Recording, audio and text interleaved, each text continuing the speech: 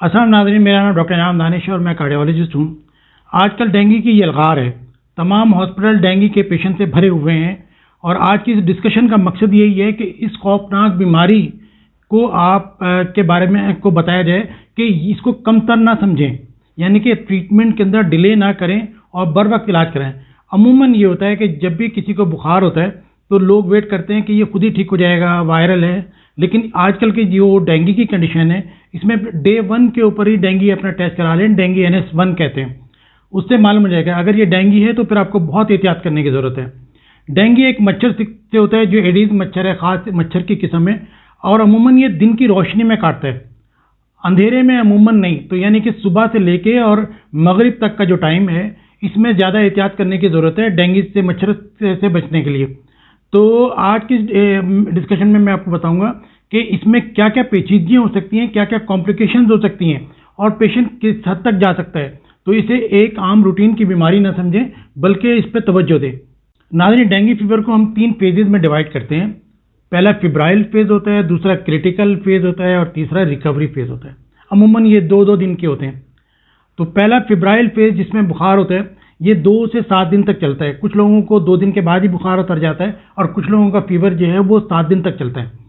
इसके अंदर शदीद तरीन सर में दर्द होता है, 104 के करीब बुखार होता है और आँख के पीछे के हिस्से में काफ़ी दर्द होता है। इसे ब्रोकन बोन डिजीज़ भी कहते हैं, यानी कि इतना बॉडी में पेन होता है जितना कि हड्डी टूटने का दर्द होता है। मुख्तलिफ जॉइंट्स के अंदर, जोड़ों के अंदर, हड्डियों के अंदर इतना पेन होता है कि पेशेंट कहता है कि आप मुझे टच भी ना करें। इसके अलावा रैश होता है, ये भी अमूमन पहले दूसरे दिन जाहिर हो जाता है। हाथ के इन पोर्शन में और पाँव में रेडिश स्पॉट पड़ते हैं। कुछ लोगों के सिर्फ स्पॉट होते हैं और कुछ के जो है वो बहुत ज़्यादा, जैसे मच्छर काटता है इस तरीके से बहुत सारे स्पॉट पड़ जाते हैं, रेडिश स्पॉट इसको कहते हैं। इसके अलावा कुछ माइनर ब्लीडिंग भी हो सकती है, जैसे कि एपिस्टैक्सिस जो नक्सीर होती है, किसी की यहीं से भी स्टार्ट हो सकता है कि नक्सीर से स्टार्ट हो या जिस्म पे नील के निशान पड़ जाएं। तो ये अमूमन फेज 2 से 7 दिन तक चलता है। मेजॉरिटी लोगों की जो है वो रिकवर कर जाती है, लेकिन कुछ लोग ऐसे हैं जो कि फिर वो क्रिटिकल फेज में चले जाते हैं।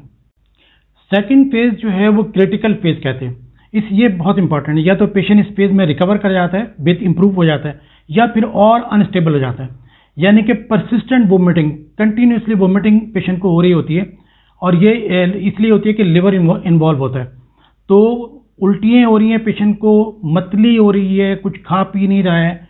तो एक तरफ तो इसमें जो है, क्योंकि लीकेज होती है, यानी कि जो ब्लड वेसल्स हैं वो लीक कर जाती हैं, तो पानी जिस्म के मुख्तलिफ जगहों पर जमा होना शुरू हो जाता है। जैसे हाथ पैर की सूजन हो जाती है, पाँव की सूजन हो जाती है, पेट में पानी जमा हो सकता है, लंग के अंदर पानी जमा हो सकता है। तो एक तरफ तो ब्लड से पानी निकलना शुरू हो जाता है और दूसरी तरफ ये होता है कि पेशेंट खा पी नहीं रहा होता है और मतली की कैफियत होती है, जिसकी वजह से सीवियर डिहाइड्रेशन होती है और गुर्दे वक्ती तौर पर काम करना छोड़ देते हैं, एक्यूट रीनल फेलियर जिसको हम कहते हैं। तो ये ख़ास ख्याल रखें कि अगर कोई कह रहा है कि मतली हो रही है या कोई खा पी नहीं रहा है, तो अगर ORS दे सकते हैं या कोई पानी या लिक्विड दे सकते हैं तो ठीक है, वरना फिर ड्रिप लगवाएं। ये याद रखें कि इसके अंदर काफ़ी हद तक वोमिटिंग होती है और मतली कैफियत होती है। कुछ लोगों को पेट में दर्द होता है, ये भी सीवियर एब्डोमिनल पेन लिवर की इन्वॉल्वमेंट की वजह से होता है। तो उल्टी का होना और पेट में दर्द का होना, ये लिवर को शो करता है कि जिगर को जो है उसने इन्वॉल्व किया। कुछ लोगों को ब्रीदिंग में प्रॉब्लम होती है, यानी कि सांस लेने के अंदर प्रॉब्लम हो रही होती है। तो उसकी बड़ी एक वजह तो बताया कि लंग में पानी भी आ जाता है, तो लीकेज होती है। जब ब्लड से पानी निकल जाएगा और कुछ खाएं पिएंगे नहीं तो ब्लड प्रेशर ड्रॉप कर जाएगा। खास बैठ के खड़ा होता है तो उसको चक्कर आने शुरू हो जाते हैं। सीवियर लिथार्जी होती है, यानी कि पेशेंट का उठने को दिल नहीं चाहता है क्योंकि वो लेटा रहता है, हिलने को भी दिल नहीं चाहता है, इतना होता है। और कभी इतना रेस्टलेस होता है, कभी उठ रहा है, बैठ रहा है, बहुत, यानी कि इसे समझ में नहीं आ रहा होता है कि मैं क्या करूं। अगर ये प्रॉब्लम बहुत ज़्यादा बढ़ जाए और ब्रेन को इन्वॉल्व करना शुरू कर दे तो लोगों को झटके भी लगने लगते हैं, सीजर जिसको हम कहते हैं। तो जब हम एग्जामिन करते हैं पेशेंट को कि हाई ग्रेड फीवर है और साथ में लिवर को चेक करते हैं कि लिवर इनलार्ज है कि नहीं है, लोगों का जिगर बढ़ जाता है। इसी तरीके से पानी चेक करने के लिए पेट में मेथड भी के मैनुअल भी देखते हैं, लेकिन अल्ट्रासाउंड भी करा के देख लेते हैं। इसी तरीके से लंग में पानी देखने के लिए एक्सरे भी करते हैं और कभी अल्ट्रासाउंड चेस्ट भी करा के देख सकते हैं। हाथ और पाँव की सूजन का जब मैंने आपको बताया कि ये कैपिलरी लीकेज की वजह से होता है, कि डेंगू वायरस की वजह से हमारी जो तमाम छोटी आर्टरीज हैं उनमें लीकेज होती है। तो जो ब्लड के अंदर पानी है वो लीक होके जिस्म के मुख्तलिफ हिस्सों में जमा होना शुरू हो जाता है, ब्लड की मिकदार कम हो जाती है, जिससे ब्लड प्रेशर लो हो जाता है।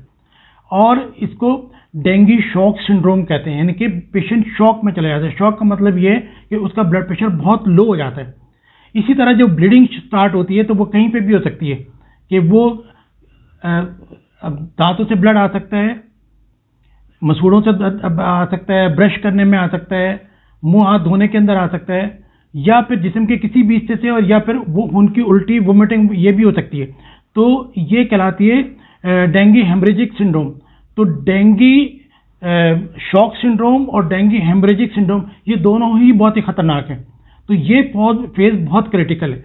आप कोशिश ये करें कि एक तो डे 1 के ऊपर अपना टेस्ट करा लें, अगर डेंगू है तो ज़रूर डॉक्टर को दिखाएं, रिहाइड्रेशन ज़रूर करें, पानी पिएं या ड्रिप लगवाएं, ये ज़रूर ख्याल रखें।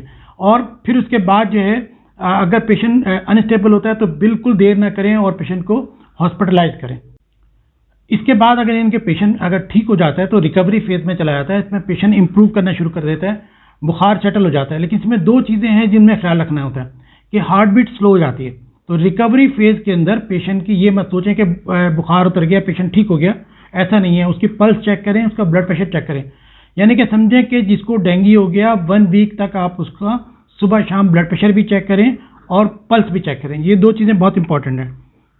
रिकवरी फेज के अंदर क्या होता है कि वो सारा जो पानी लीक हुआ था बॉडी से वो दोबारा ब्लड में शामिल होना शुरू हो जाता है और ब्लड की मिकदार बढ़ जाती है।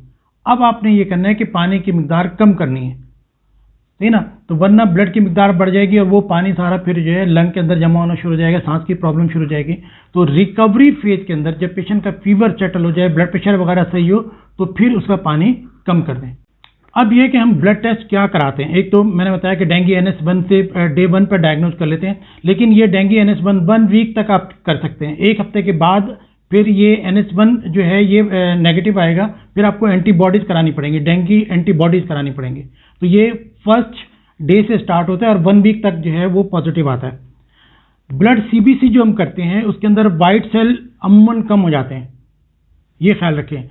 प्लेटलेट कम होते हैं और अमूमन प्लेटलेट जो कम होते हैं वो जब होते हैं जब फीवर सेटल होने लगता है, यानी कि जो क्रिटिकल फेज है, क्रिटिकल फेज के अंदर जो है वो प्लेटलेट कम होते हैं और उसको मॉनिटर करते हैं कि आपको प्लेटलेट लगाने की ज़रूरत है या नहीं है।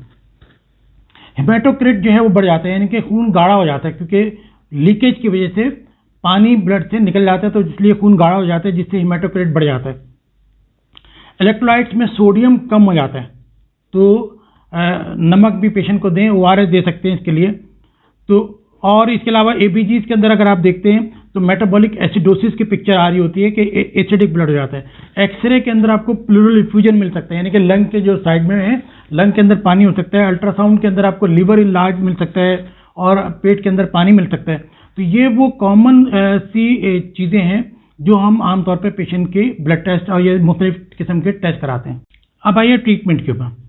तो ट्रीटमेंट में ये चूँकि हाई ग्रेड फीवर होता है तो पैरास्टामोल दें, डिस्प्रिन, एस्प्रिन, ब्रुफेन, वारन या पोस्टन वगैरह वो तमाम पेन किलर, पैनाडोल के अलावा कोई चीज़ ना दें, क्योंकि आपको नहीं मालूम कि प्लेटलेट कितने हैं। पैरास्टामोल का प्लेटलेट पे इफेक्ट नहीं होता है, लेकिन बाकी जितनी भी पेन किलर हैं ये सब प्लेटलेट को कम कर सकते हैं, ब्लीडिंग करा सकते हैं। तो इसलिए आप सिर्फ पैरास्टामोल लें जब तक कि आपको प्लेटलेट काउंट मालूम ना हो। दूसरे ये कि कोई भी इंजेक्शन ना लगवाएं गोश्त के अंदर। IM इंजेक्शन से वहाँ पे ब्लीडिंग का खतरा, ब्लड जमा होना शुरू हो जाता है अगर प्लेटलेट कम है। तो अमूमन हमारे छोटे एरियाज़ में ये होता है कि फीवर के पेशेंट क्लिनिक पे जाते हैं और डॉक्टर एक इंजेक्शन लगा देते हैं। तो याद रखें कि गोश्त में इंजेक्शन आपको बिल्कुल नहीं लगवाना है जब तक कि आपको प्लेटलेट नहीं मालूम कि प्लेटलेट कितने हैं कितने नहीं। पानी पिए, जितने भी लिक्विड हैं कुछ भी ले सकते हैं आप, कोल्ड ड्रिंक लें, जूस लें, पानी लें और ORS ले सकते हैं। अगर ये पॉसिबल ना हो, उल्टी मतली है तो ग्रेविनेट लें उल्टी के लिए, और ग्रेविनेट के 1 घंटे के बाद कोशिश करें कि कुछ मुंह से ले लें। अगर ना ले पाएँ तो फिर ड्रिप लगवाने में देर ना करें, क्योंकि ब्लड प्रेशर लो होने के बहुत चांसेस हैं, किडनी ख़राब होने के बहुत ज़्यादा चांसेस हैं। कभी कभार ऐसा भी होता है कि ब्लड लगाने की भी ज़रूरत पड़ जाती है, और एक टाइम ऐसा आता है जिस पे ख़ास तौर पे कि प्लेटलेट लगाने की ज़रूरत आती है।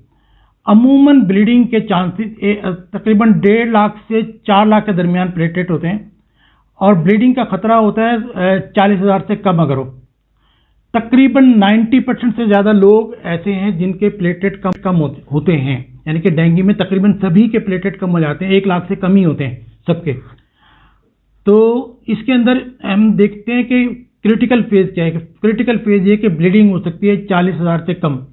अमूमन ट्रेंड ये है दुनिया भर में कि 40,000 के बाद बहुत विजिलेंस होते हैं, सुबह शाम ब्लड टेस्ट करके प्लेटलेट देखते हैं और ब्लीडिंग स्पॉट देखते हैं पेशेंट का, और पेशेंट से मालूम करते रहते हैं कि पे ब्लीडिंग के तो नहीं है। अच्छा, प्लेटलेट कब लगाते हैं? 20,000 से कम अगर हो, प्लेटलेट काउंट अगर 20,000 से कम है तो प्लेटलेट लगाने चाहिए। कुछ लोग 10,000 तक का भी वेट करते हैं, लेकिन भाई मैं रिकमेंड नहीं करता हूँ, क्योंकि मैंने कुछ कॉम्प्लिकेशन देखी कि 10,000 पे ब्लीडिंग हो गई, ब्रेन के अंदर ब्लीडिंग हो गई, आदमी कुछ नहीं कर सकता है, पेट के अंदर ब्लीडिंग हो गई, आदमी कुछ नहीं कर सकता है। तो बेहतर यह है कि 15 से 20,000 के दरमियान, यानी कि 20,000 से कम जब भी हो, 15-20,000 के दरमियान है तो प्लेटलेट लगवाने चाहिए। कभी ऐसा भी होता है कि एक मरतबा प्लेटलेट लगे, अगले दिन फिर कम हो जाते हैं, और क्योंकि ये डेंगू वायरस बेसिकली प्लेटलेट के ऊपर ही अटैक करता है, तो दूसरे दिन फिर लगाने पड़ते हैं। तो इसमें ये होता है कि इसके भी 2 तरीके हैं। एक तो ये होता है कि घर के 6-8 अफराद जो है वो ब्लड देते हैं, हॉस्पिटल के पास प्लेटलेट अरेंज होते हैं, वो दे देते हैं पेशेंट को, अब ब्लड ले लेते हैं। एक इसमें मेगा यूनिट भी होता है कि एक ही आदमी से, जैसे डायलिसिस करते हैं, एक ही आदमी से तकरीबन 1 लाख के करीब प्लेटलेट निकाल लेते हैं, इसको मेगा यूनिट कहते हैं। तो एक ये भी तरीका है। अमूमन इसमें 4 से 5 घंटे लग जाते हैं। तो इमरजेंसी कंडीशन में ये होता है कि फैमिली के लोग ब्लड दे देते हैं, हॉस्पिटल के पास अरेंज होता है और वो लग जाता है। लेकिन अगर कुछ टाइम बाकी है तो एक पेशेंट एक अपना अटेंडेंट दे दें और एक मेगा यूनिट का अरेंज करा के रख लें। तो ये वो चीज़ें हैं जो हम पेशेंट के लिए कर सकते हैं कि इन टाइमली जो भी करना है बस टाइमली करें। अच्छा, यही मच्छर चिकनगुनिया भी करता है, तो कभी कभी डिफ्रेंशिएट करना मुश्किल होता है कि ये डेंगू है, ये चिकनगुनिया है, लेकिन ये कि जब आप डेंगू NH1 कराएंगे तो उसके अंदर मालूम है। अच्छा देखिए, जब पेशेंट हॉस्पिटल में एडमिट होता है तो बहुत सारी चीज़ें, एक अभी चूँकि रिसेंटली एक वाक़या हुआ तो इसलिए मैं आपको बता रहा हूँ कि जो हम कैनुला लगाते हैं, आमतौर पर 2 या 3 दिन के बाद लाजमी तौर पर कैनुला चेंज होना चाहिए। अगर कैनुला पेन कर रहा है तो फ़ौरन डॉक्टर को बताएं, क्योंकि इन्फेक्शन का खतरा होता है ये कि पेशेंट डेंगू से तो ठीक हो जाता है, लेकिन कैनुला की वजह से जो इन्फेक्शन होता है उसकी वजह से फीवर उसे कंटिन्यू रहता है, और ये समझ में नहीं आ रही होती कि ये फीवर कि ये इन्फेक्शन की वजह से हुआ है या डेंगू की वजह से हुआ है। तो ज़रा भी अगर कैनुला के अंदर पेन हो तो फ़ौरन डॉक्टर को बताएं और ब्रॉड स्पेक्ट्रम एंटीबायोटिक लें जो कवर करें सबको, तमाम जरासीम को, और उसका टाइम पे इलाज कराएं। तो ये कुछ मैसेजेस हैं। ज़ाहिर है कि जो आजकल डेंगू है तो आप अपने पेशेंट के लिए आपको अवेयरनेस होगी, और मेरा ख्याल है कि इस वीडियो के बाद आप ज़्यादा बेहतर तरीके से अपने पेशेंट की केयर कर सकते हैं।